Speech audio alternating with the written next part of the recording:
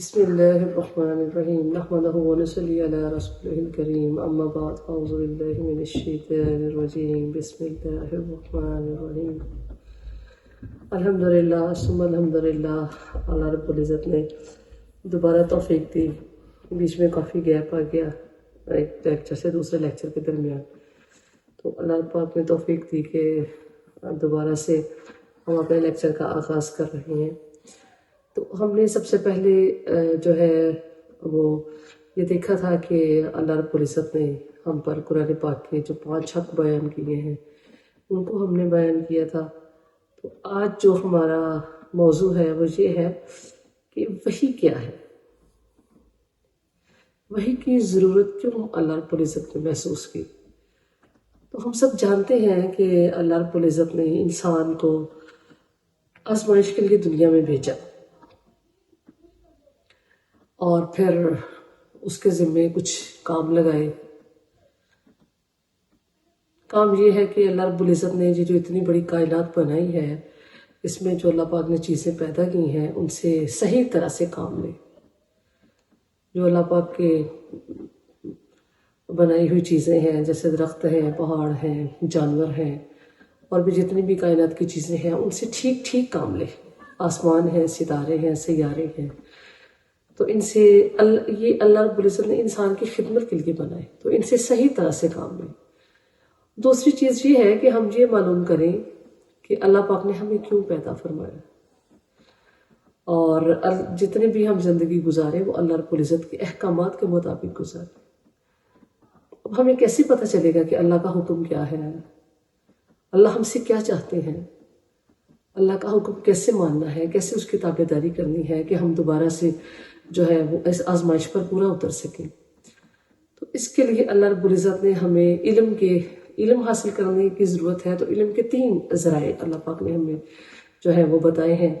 سب سے پہلا جو علم کا حصہ ہے، جو اس کا پہلا پارٹ ہے، پہلا حصہ ہے، وہ یہ ہے کہ انسان کو اپنے حواس سے کچھ چیزوں کا علم ہوتا ہے. 5 انسان کے پاس حواس ہیں، چکھنے کی حصہ ہے، کھانے کی ہے، سونگھنے کی ہے، دیکھنے کی ہے، سننے کی ہے. تو کچھ چیزیں ہمیں سن کر پتہ چلتی ہیں، کچھ چیزیں ہمیں چکھ کر پتہ چلتی ہیں، کچھ چیزوں کا علم جو ہے وہ ہمیں سونگھ کر ہوتا ہے. تو جہاں پر حواس ہمارے کام چھوڑ دیتے ہیں وہاں سے پھر عقل کا کام شروع ہوتا ہے. عقل ہمیں بتاتی ہے کہ یہ کائنات کسی نے بنائی ہے، ٹھیک ہے، یہ اتنی بڑی کائنات. گھر کا سسٹم اگر گھر کا سربراہ نہ ہو تو آپ کو پتا ہے کہ گھر کا سسٹم نہیں چلتا. تو اگر گھر کا سسٹم کسی سربراہ کے بغیر نہیں چلتا تو اتنی بڑی کائنات اللہ پاک نے جو بنائی ہے وہ کیسے کسی خالق کی کائنات کے بغیر چل سکتی ہے. تو اس کے لیے پھر ہمیں صحیفے بھیجے، کچھ کتب بھیجی، کچھ چیزیں بھیجی، تو جن سے ہمیں پتہ چلتا ہے کہ اللہ جو ہے وہ ہم سے کیا چاہتے ہیں اور اللہ کا جو ہے منشا وہ کیا ہے، اور پھر اس کے مطابق جو ہے وہ ہم اپنی زندگیوں کو گزاریں اور اللہ رب العزت کے احکامات کی نافرمانی نہ کریں.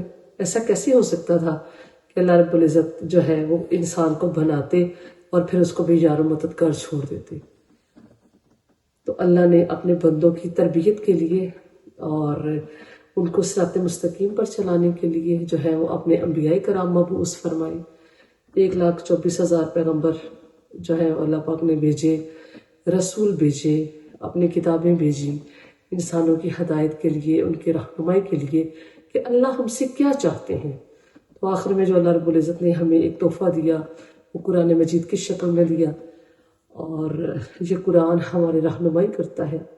اب سوچیں، چھوٹی سی بات ہے کہ کوئی انسان ہم کوئی الیکٹرانکس کی کوئی چیز خریدتے ہیں، فریج خریدتے ہیں، ٹی وی خریدتے ہیں، تو اس کے ساتھ ایک بکلٹ ہوتا ہے جس میں بتایا جاتا ہے کہ اس کے مطابق اگر آپ اس چیز کو استعمال کریں گے تو یہ چیز اتنی چلے گی. اس کی کچھ گارنٹی ہوتی ہے کہ اگر آپ اس سے صحیح کام لیں گے تو یہ اتنا ڈیوریشن اس کا جو ہے اتنا ڈیوریبل ہے، اتنے اس کو دورانیہ ہے تو اتنی ٹھیک چلے گی. تو اگر آپ کو الیکٹرانکس کی چیزوں کے ساتھ بکلٹ کے مطابق آپ ان کو چلاتے ہیں، ان کو آپ استعمال کرتے ہیں، تو پھر کہ اتنی بڑی کائنات اللہ پاک بغیر کسی کتاب کے، بغیر کسی ہدایت کے کیسے جو ہے وہ چلا سکتے تھے. تو یہ قرآن مجید جو ہے یہ ہمارے لیے ایک بکلٹ ہے، اس کائنات کے لیے ایک بکلٹ ہے لوگوں کے لیے کہ بھئی اس کے مطابق آپ اپنی زندگیوں کو گزاریں، اس کے مطابق آپ اپنی زندگیوں کو جو ہے وہ بسر کریں تو اللہ ہم سے راضی ہوگا. یہ کام کریں گے تو یہ سیدھا رستہ ہے. 2 رستے اللہ نے بتائے، صراط مستقیم ہے اور یہ اللہ کا رستہ ہے، یہ شیطان کا رستہ ہے. ٹھیک ہے، تو 2 رستے، یہ ہماری اپنی چوائس ہے کہ ہم کس رستے پر جو ہے وہ اپنے آپ کو گامزن کرتے ہیں اور اپنے آپ کو چلاتے ہیں. تو اللہ رب العزت ہم سب کو قرآن مجید کے رستے پر، ہدایت کے رستے پر، نبی پاک صلی اللہ علیہ وآلہ وسلم کے رستے پر چلنے کی توفیق عطا فرمائے. اور ہمیں انشاءاللہ اگلے لیکچر میں آپ کو بتاؤں گی کہ رسول اللہ صلی اللہ علیہ وآلہ وسلم پر وہی جو ہے اللہ پاک کے احکامات، وہی اللہ کے احکامات کو کہتے ہیں، وہ کیسے اللہ رب العزت نبی پاک صلی اللہ علیہ وآلہ وسلم پر بھیجتے تھے